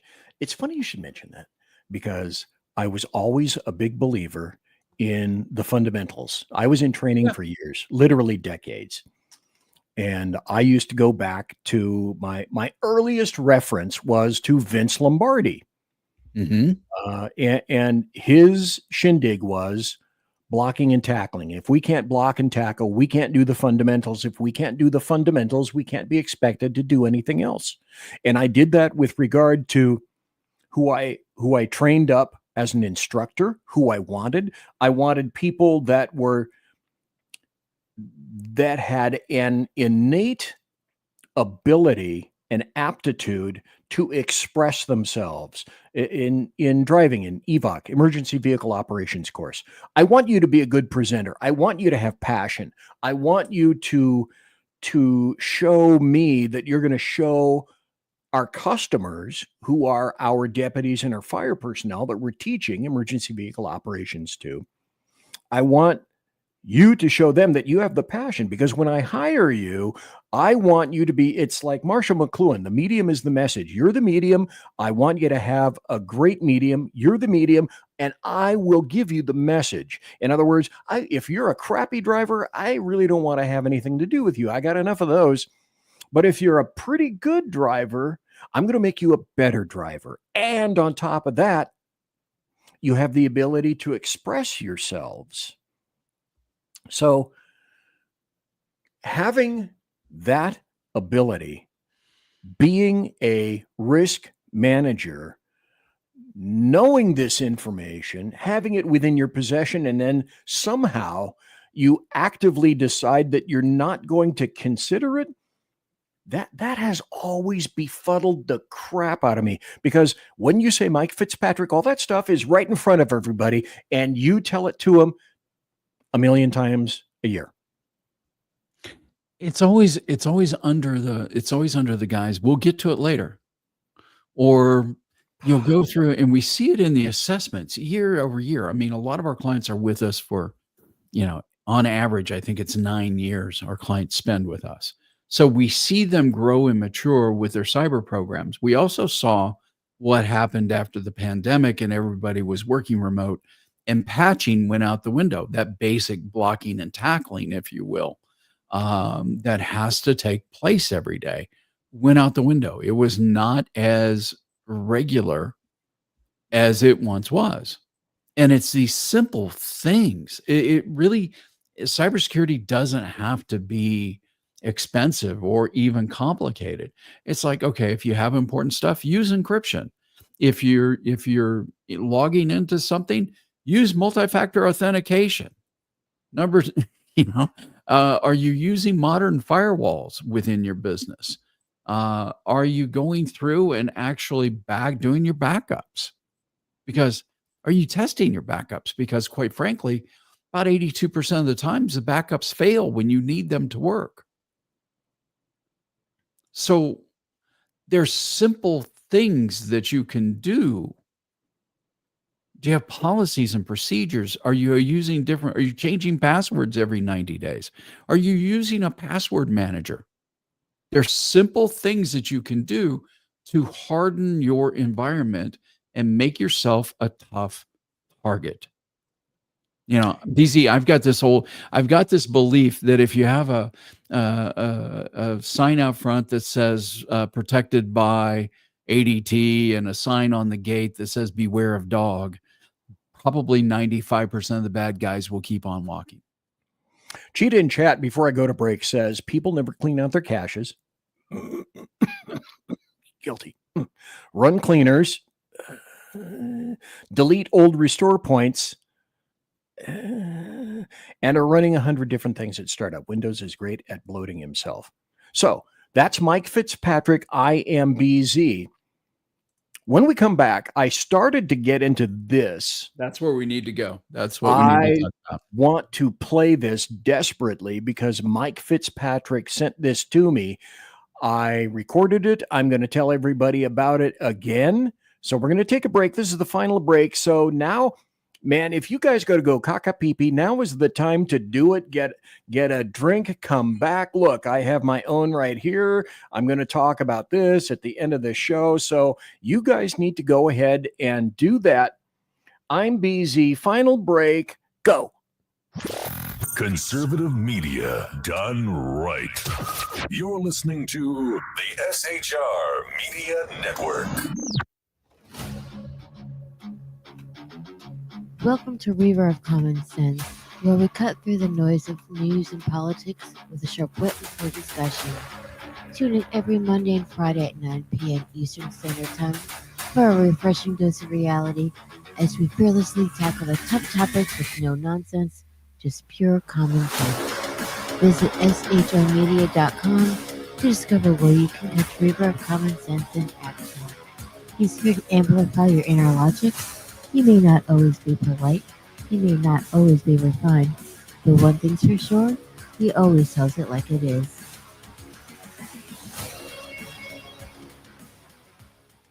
Independence. With that declaration, America was born. Inspired by a belief in the God-given rights of every human being, and in the good that comes from exercising these rights well. The founders of our great nation chose independence. As do we. Hillsdale College accepts no government funding because independence makes possible the good to which we aspire. Attention, all patriotic women of faith. Yep, I'm talking to you, sis. Are you looking for high-quality, super soft apparel that reflects your love for country and your devotion to God? Look no further than Carry Girl Gear. Picture this. You rocking a tee so soft it's like being hugged by a cloud, all while showing off your love for God and country. Sounds dreamy, right? Well, welcome to reality, babes, because that's what we're all about here at Carry Girl Gear. We specialize in super soft tees, tanks, and more, designed specifically for the strong, patriotic woman who proudly wants to carry their message of faith and freedom. When you shop with us, you're not just getting a t-shirt. You're joining a community of like-minded women who are proud to wear their beliefs straight on their tees. So whether you're sipping sweet tea on the porch or leading the charge for faith and freedom, do it in a Carry Girl tee. Because life's too short for stiff, boring tees. CarryGirl.com, where faith and freedom meets fashion. You're listening to the SHR Media Network. And we're back. It's the final 28 minutes or so of the show. I have had a great time tonight. It's like I had Suzanne Monk on my show about a week and a half ago. And I had never had her on the show before. And I had 5. She's the J6 Pardon Project coordinator. And I had never had her on before, didn't know much of anything about her, but it sounded like she was a subject matter expert in SME about the J6 prisoners and what was going to happen with them. Well, she came on the show and she kicked my ass. And it's like I had all these questions and she's like, Mike, point him in a direction regarding cybersecurity. He takes off. I don't need to ask him any questions. Holy crap. And that's what I don't want to tell him this. This might blow up his brain a little bit. Mike, you're an easy interview, but maybe that's why I like you a lot is because, man, just have a topic, have a couple of questions, point him in the right direction, and he takes off. It's wonderful. It's so cool. What else is cool? Well, folks, this is BZ's final hour. Step up. Last call for alcohol. Because after this, I go away. I not be around anymore, GI, at the top of the hour. So again, 33 people watching live right now. Great people in chat having lots of comments. This is from NCX. This was, whoa, I wonder. I've heard about those guys. I've heard about those guys. The number one target for hackers today is law firms and manufacturing companies. Well, then BZ replied, holy crap, I didn't know that. And then Cheetah said, and I can tell you some lawyers won't spend a dime on cybersecurity either. Again, that stubbornness of attorneys, but probably is applicable to everybody in a corporation. I actually had a meeting at one point in time with one of the largest law firms in LA. Okay. Starts with an O, involves an M. At the time, I was told the only thing that they care about from a law firm standpoint is their calendars. They don't care about the patents that they might be filing. They don't care about the other information in your client detail. Their calendars. You mean calendaring cases? Yes, that's the only thing they cared about. Well, then I'm guessing, I'm not an attorney, nor do I play one on TV, but I'm guessing that's calendars in terms of billable Court hours? appearance, billable hours. Yeah. Billable hours. Okay. All righty. You know what that deserves? Do you? Do you? Do you? I think I'm up Do to you 6. know? DEFCON, Decepticon. Do you know? And cheated with 1, so we're at 7 now. Oh, are you counting or are you going each, zip? Hey, Squatch Zone is in chat.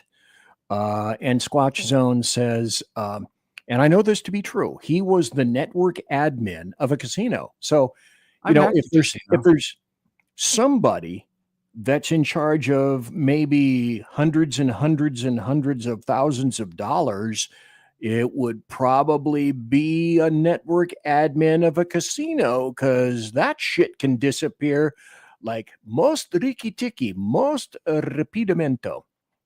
Yeah, I mean, we had what was it? MGM had the breach this last year. I actually called almost identical to what happened with the MGM breach. I called nearly 20 years before on a Las Vegas project. Okay.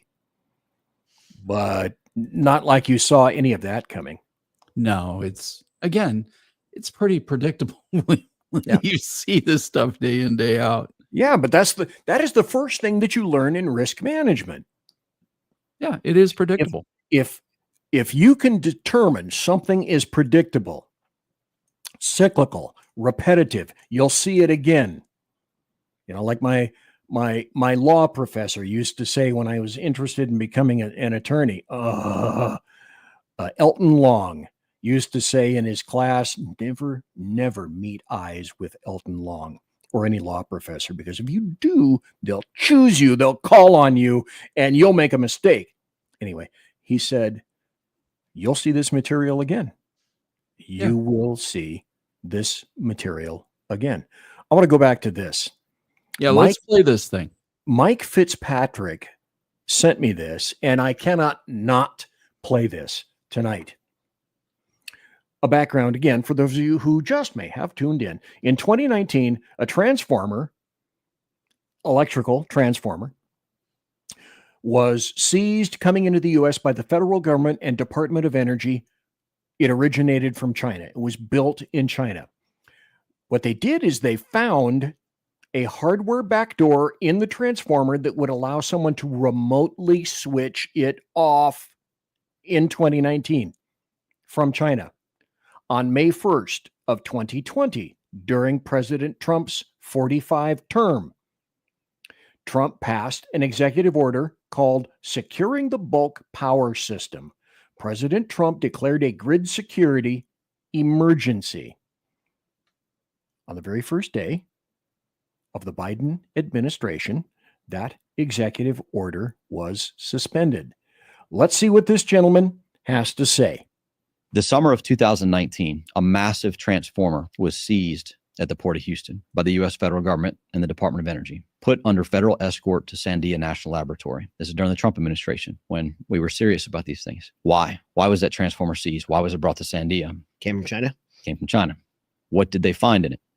Officially, we don't know. That report is still classified. But one of the Trump administration officials that worked at the National Security Council, Latham Sadler, he discussed on an interview how they had found a hardware backdoor in this transformer that would allow someone to remotely switch it off. That was 2019. May 1st, 2020, President Trump passed an executive order called Securing the Bulk Power System. President Trump declared a grid security emergency. At the time, our nonprofit was tracking the numbers, these Chinese transformers. There's about 300 in the grid. Mm-hmm. That executive order was meant to address that threat.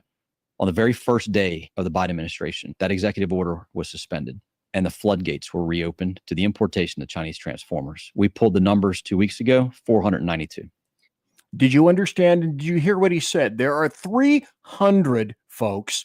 300. No, he said there's 492. Oh, I'm sorry. My mistake. See, I told you I was bad with numbers. Already in the grid. Now, if China is going to do it with a transformer, what makes you think that any piece of equipment China will not do that for? China is for China. China number one. And China will always play the victim. Boo-hoo, you're so oppressive. And it must be because you're racist. So what he says is mostly true. Mostly true. staggering. So as I've mentioned a couple of times tonight, my friend Joe Weiss, again, who has literally written the 700-page book on all things critical infrastructure from a security perspective. We were talking about this. I think it was on my podcast, Bite Size Security, where we talked about this particular issue, and it was sent to Sandia Labs, as he said. What was in there was something that they had never seen. Joe never talked about it being a remote shutoff. It was something they had never seen. They sent it to Sandia Labs to investigate what this piece of hardware is. The report is classified. No one has ever heard what that piece of hardware is. So to say it's a remote shutoff, maybe it is. I don't know that it isn't. I think it's more monitoring capabilities than anything else. But it's pure speculation because the report that's in Sandia Labs is top secret. Top secret classified. Does anybody, because I do, I may be fat, my brain is going. Does anybody remember that some of the software and hardware at the ports all around the United States of America, people were suspecting that China had inserted worms, I suppose, for lack of a better term. Trump says wiretapped. We say surveillance. I don't know the right terms because I'm a moron. But they were accused, China was discovered to have been into great amounts of software at our ports. There's only one reason for that.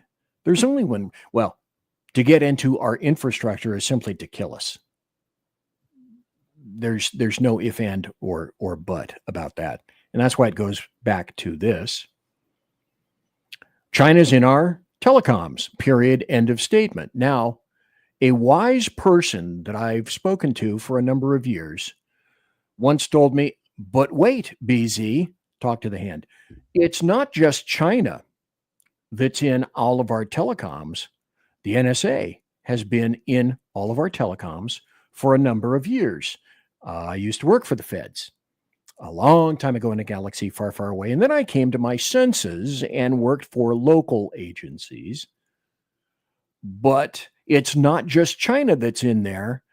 Now, the NSA captures essentially everything. Mm-hmm. And Congress has, for the most part, allowed them to a degree. The Patriot Act was simply rubber stamping and going, yeah, sure. You don't need a warrant to go in and take as much what is in the intel world, which is called take.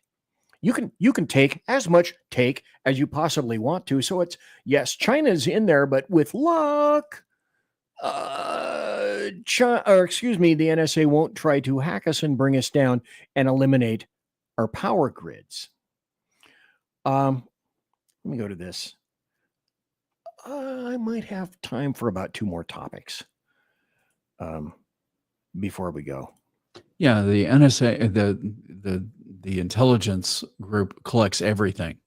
It all goes to the data center in Utah. 2 yottabytes of data that we know of. To what? Yottabytes. Never heard of that before. How do you spell it? Man, spelling is not my forte. I'm dyslexic, so move right along. Pattern recognition is my forte. Okay. So, but yes, look it up. Massive data center, water-cooled facility in Utah. That's their where it all goes. In Utah. They used to favor Crays. Seymour Cray died, I think, in 1996, killed in a vehicle accident in his SUV. Parenthesis. I always thought that was kind of weird and squirrely. End of parenthesis. Period. But I'm not so sure that they have Crays in that. Crays are the state of the art anymore. I really don't know. or whether you just have so many servers hooked up that you just literally beat everything to death with the power that it requires. Oh, that's a story for another day. Let's talk about this. I think this is the last story that we'll probably have the opportunity to speak about in this show. Stop. We're not going to talk to the hand. I try to get people on the show that are great guests, that have a lot of good information, that are relevant, that are knowledgeable, and they're engaging. And I don't think I've had one show with Mike Fitzpatrick who hasn't been a great disseminator of knowledge. He has the requisite, as I used to say to all my trainees, training, education, and experience to be a subject matter expert on this. And I just want to stop just for a moment to, I can't do this frequently because then he won't get through doorways. Okay. But I just want to say that Mike Fitzpatrick is a great guest. I will always have him back until my factory issued heart attack occurs. And even then he'll be back in my brain. Okay. He will always be in my heart. So again, thanks for being here tonight, Mike Fitzpatrick. Now that having been said, let's speak at the end of the show briefly, or as long as you wish, because after all, it's my show and what the hell. AI startup DeepSeek facing hack blocks questions about CCP. Now, DeepSeek is apparently, and again, this is where I would like you to weigh in, Mike Fitzpatrick, apparently a newbie startup of AI. And the shindig is, the information is that they're smaller, they're sleek, they're agile. They haven't used nearly as much money as a lot of the US AI programs have used. And they're about to kick some major ass. And how did DeepSeek get so far ahead of the United Snakes of America and or their lying sacks of shit? I'm not sure which. DeepSeek is temporarily limiting user registrations amidst what the China-based artificial intelligence startup is calling large-scale malicious attacks, while users who have begun using its AI assistant note it won't discuss topics that are politically sensitive in China, including the Tiananmen Square massacre. Anybody here shocked about that? Raise your hand. Bueller? Okay, I see you out there. You raised your hand. You raised your hand. Okay, good for you. By the way, I see, even though you listen in podcasts, don't think that I don't see you. The NSA helps me to see you, even though it's not live. I can still see you through the brainwaves. There's tinfoil underneath here. I'm never going to show you guys that, but I know what you're thinking most all of the time. So, Mike Fitzpatrick, DeepSeek. Anything about DeepSeek? Because apparently on Monday, tech stocks took a drubbing when this information initially came out that DeepSeek may be the new AI. So is there anything that you might be able to reveal about DeepSeek? Is this all much about nothing, or are they the new kid in town? They're going to kick everybody's butt. Okay. So BZ, as you know, I've been working to build a Catholic high school for the better part of 15 years. Yes. Part of the parent conversations that I had when we were getting started with the school were around the subject of artificial intelligence, and how with artificial intelligence, what we are going to have is a nuclear arms race between China and the United States. Yes. Once Pandora's box is open. Once Pandora's box is open on this, there is no shutting it down. So to say that this is expected, it's again, the fact that it has grown in interest as quickly as it has is interesting. The analogy that I would use with it, and I've been playing with AI off and on now for about 5 years. Okay. what I would say is what they have built and cost effectively built from what they report. And we all know that China is absolutely truthful in everything they report. Right. Of course. Yeah. So what they report is they were able to do it with a team of 200 and do it for millions of dollars instead of hundreds of millions of dollars. So as I look at this and as I've gone through the information and I've listened to expert opinions on it, what this seems to be to me is, again, going back to math and floating point decimals. This is using an 8-bit architecture, meaning that it's 8 decimal points or 8 digits, rather than what OpenAI and Western AIs are using, which is full 32-bit or 32 digits. Is it limiting itself by doing that? No, they looked at it and said, what if we built something that doesn't have to be so nuanced? What if we built something that didn't have to be as correct? Maybe 80% is good enough. Maybe an expert class is good enough. Maybe we build it for the more common issues rather than the more extravagant thoughts with AI. So if I was to put it in terms of an automobile, OpenAI is a Ferrari in today's world. All right. What the Chinese have delivered is a Volkswagen. Both are cars. Both will get you from A to B. Just as the Chinese version of the Volkswagen spies on you all the way through. Now, can I share something real quick? Please. Oh my God, please. So, all right. Share screen. Hopefully I'm doing this right. This Yeah, one? if you can get that through, I'll make sure. Oh, here we go. Yeah. Oh. Okay. Wrong one. All right. Okay. Can you see that one? Let me try this one. No. Hold on. Okay. Let's go back. Let's try this. Yeah, again. This is not my as Mike is trying to do that. Let me ask another, what I think is a really important question. Now, you said it's like a nuclear arms race. Mm-hmm. And one side, one country, maybe Western technology versus China versus Russia. If they, I don't know, whatever the big brass ring is, whatever the big goal is, whatever the final destination may be,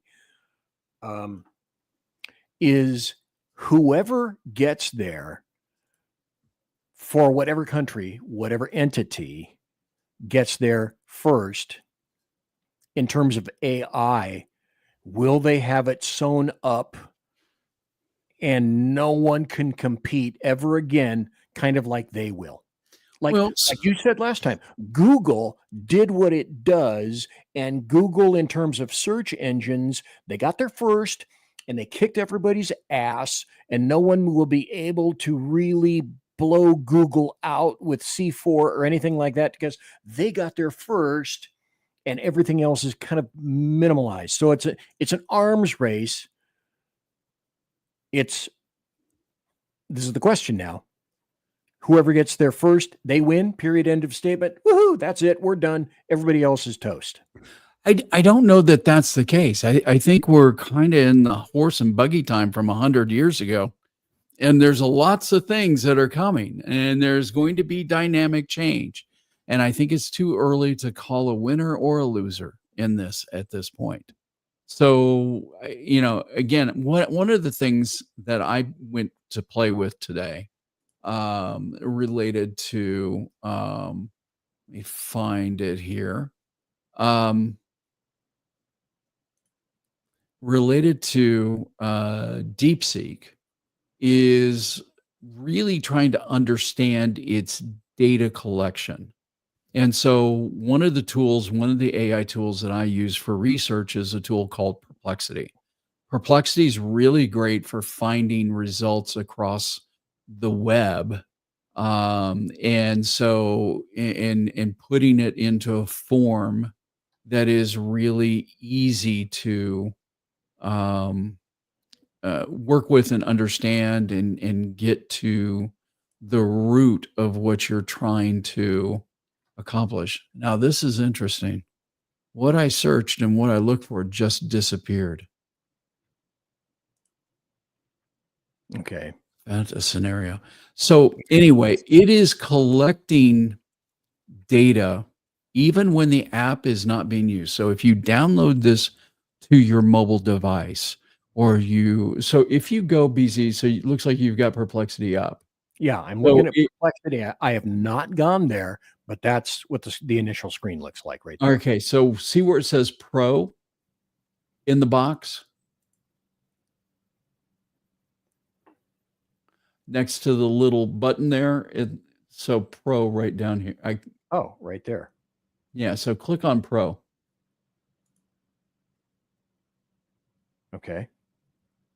Well, if it takes everything from you, of course, I'm not going to do it. But if I were to do it, then it would steal my firstborn male child, my heart, and cut out my liver at night about 3 a.m. Or not. Okay. So, I think I found what I was looking for here. Okay. It's not going to let me share it with you for whatever reason, because I don't have it in a Brave tab. I've got it in my Safari tab.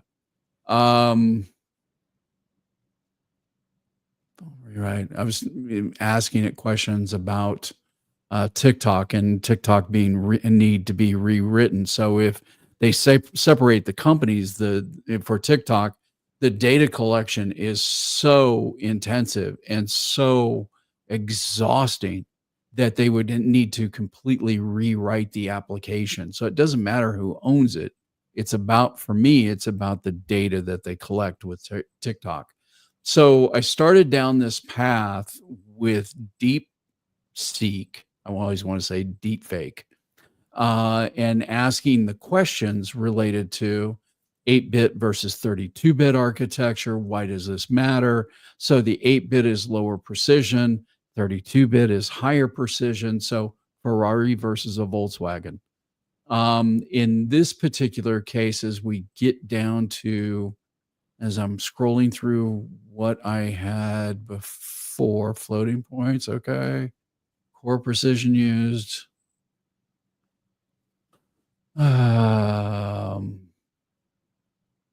We got into talking about with DeepSeek, the type of data collection. That whole section's disappeared. That's interesting. Okay, so you had a question for Perplexity.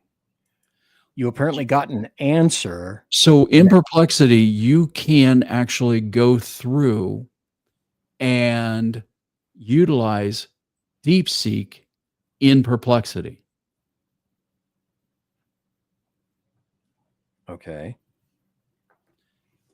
And so it went through and talked about the fact that with the app, so if you download their app and it's on your mobile device, it's always listening. It's monitoring keystrokes. It's monitoring usage. It's monitoring where your life now belongs to the AI. To DeepSeek. To DeepSeek. Or TikTok. Is that the equivalent for TikTok? Is extensive in their data collection. Okay. DeepSeek is worse. Oh, good. Wonderful. Okay. Lovely. By the way, I was writing down a whole bunch of stuff that I want to talk to you about the next time we go, because Cheetah was asking a question, and well, here, let's put this up. He said, next time, ask Mike about harnessing the qubit and quantum computing. So we don't need an answer right now because I'm going to be running out of time. But I think that's a great idea. AI and robotic. And Cheetah also says quantum computing, really powerful, very expensive, physically constrained in terms of running quantum computers, and they need really low temperatures. So I think those will all be great questions the next time around. Well, the big issue, BZ, I mean, this is going to be the real problem with AI and quantum computing. Again, I've got a friend that's doing some stuff in quantum proof encryption. Quantum computing doesn't necessarily exist from a commercial standpoint yet. AI, Too early? Oh yeah. Not there technologically. No, not even remotely yet. Not even remotely. It's interesting because my friend who's been developing this encryption technology, they're working with Keysight. Keysight Technologies is the world's oldest and largest test and measurement company. It is the original Hewlett Packard from back in the day. And so from an AI standpoint, they keep talking about more power. I mean, you've heard it recently with President Trump talking about the power and what they're going to be doing with these data centers that they're going to be building here in the United States to make it the AI capital. And we need to have double the power. Well, Keysight, in a meeting that I was in, said that during the conversation related to AI, that it will consume all the power produced on the planet by 2037. And guess what, boys and girls? We're not producing power plants. So and I'm sitting there, and I actually walked away from the meeting. It's one of those things, you hear it and it just goes in one ear and out the other. And so I called my friend after the meeting. I said, was he talking about renewable power, or are we talking about all power? He said, no, Mike, it's all power. So what we're talking about, what we're creating, is going to leave us all in the dark. We're not going to be able to grow crops. We're not going to be able to power lights at football stadiums. It's things are going to change. So we have to find a way to power this new incredible technology that's going to consume us all. Okay, so I have two things to wrap up with tonight. Number one, as per normal, it's just a grand time getting to speak with my good friend Mike FITZPATRICK here, and I give great thanks to everybody who's been watching tonight live and in podcast. So I need to craft the right question, and whichever country, organization, etc., comes to rule the roost with regard to AI, would it be proper to say, okay, push AI over here, way over here? It's another if-then equation. If AI by 2030 demands such incredible, such vast amounts of power, will the big award go to whichever country or organization just creates the greatest amount of electrical generation? Because you can't go anywhere with any of that stuff unless you're blocking and tackling appropriately. Correct? Yeah. I mean, at the end of the day, whoever builds the best AI is going to win. Because when you start utilizing AI in cyber attacks, now you're talking about something that has the intelligence in order to hide within the network. Okay. So right now we're just at AI. The next step you got is AGI, which we're maybe 3 to 5 years away from. That may speed up. And then you have ASI, which is super intelligence. AGI is artificial general intelligence. So artificial general intelligence is us. It's human level thinking. ASI is about 200 times our mental capabilities.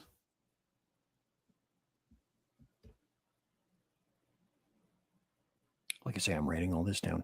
Normally, I despise dead air because I came from radio, and dead air meant you got fired. Well, nobody's firing us, man. That's right. We've got the buzzer. We rule the world. We've got the buzzer tonight, and I've got 6, and Cheetah's got 1. So we're at 7. Okay, super intelligence. Okay, so I'm writing down all this stuff for the next time that I speak to you.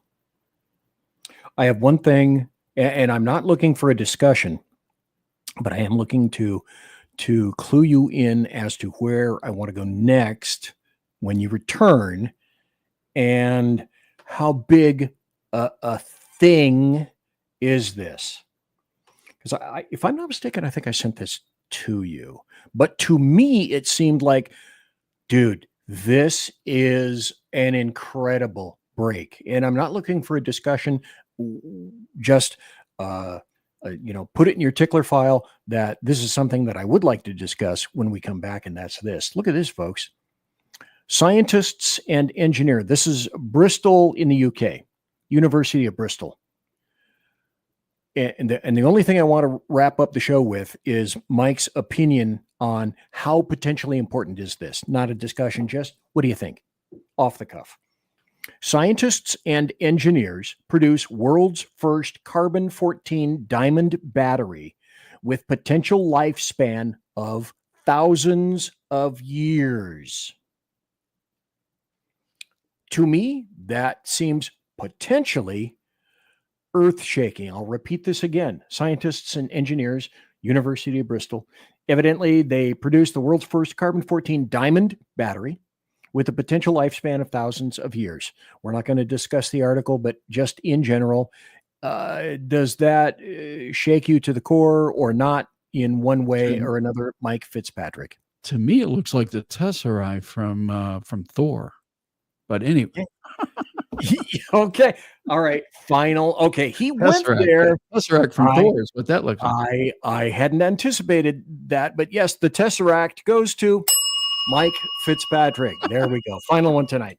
So with a final, Mike Fitzpatrick with the final tally. How many dings did you get tonight in the show, in a full 2-hour show? Go ahead, Mike. I believe I have 7, and Cheetah has 1 for a tag team of 8. 8. Nicely done. Nicely played. So when we come back, is this the earth shaker that I kind of think it might be, or is this just, okay, no big deal. We're going to move on from this. It's hard to say. I don't know. I haven't looked at it enough. I'll look into it next time.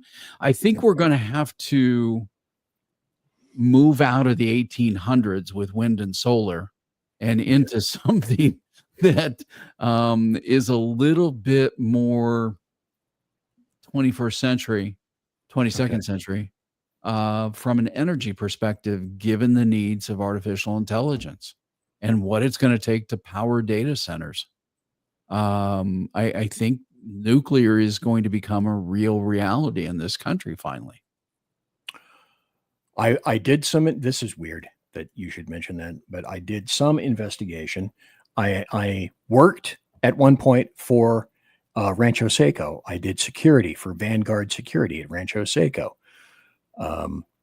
So that's a story for another day, as with regard to another host of issues, which I would regale to you at the end of the show if you're interested, Mike Fitzpatrick. But getting involved in that, I discovered that one of the things that I became a big advocate of wasn't uranium-238, et cetera. I became a big advocate after going and researching some of this stuff through thorium.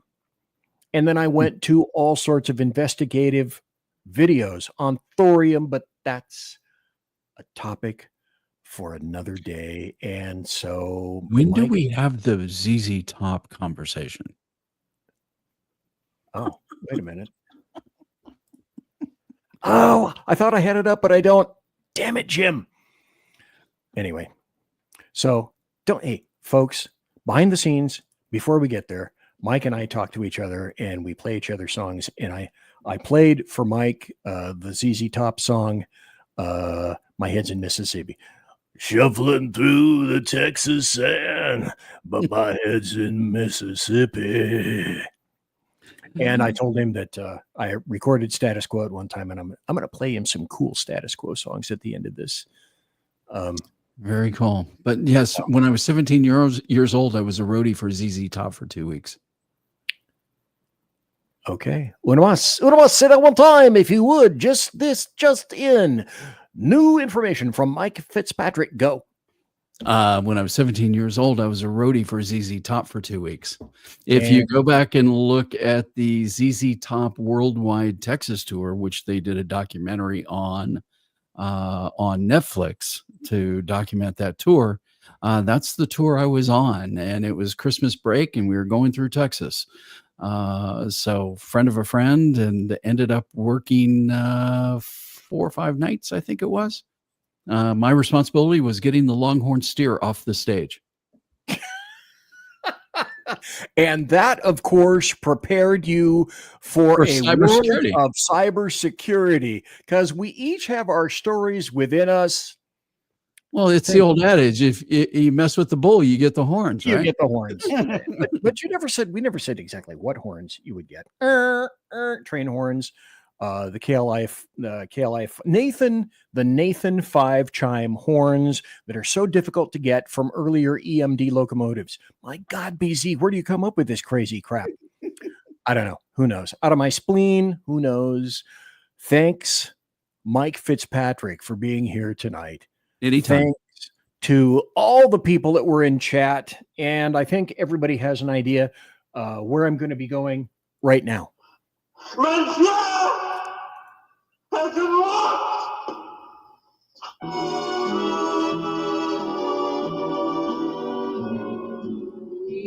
So, ladies and gentlemen, boys and girls, children of all ages, thanks for listening to BZ's Berserk Bobcat Saloon, a radio show live and direct right here on Rumble, the SHR Media YouTube channel, X, Twitch, the munificently grandiose KLRN, Rick Robinson, and tons of other bulbous podcast locales.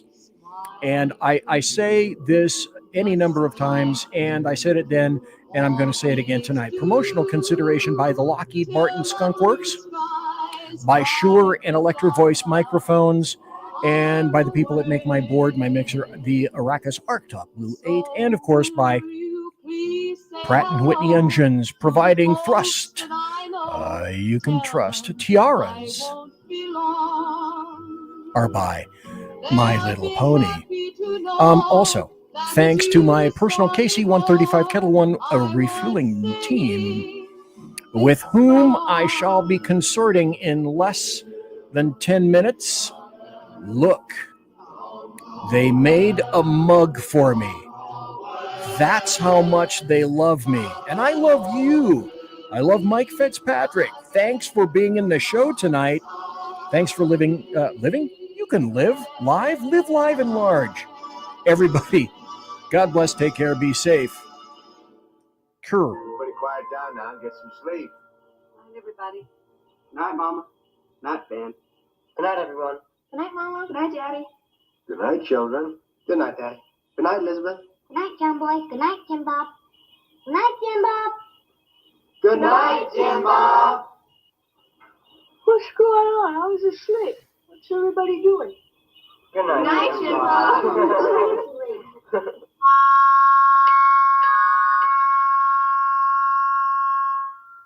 Good night, and good luck.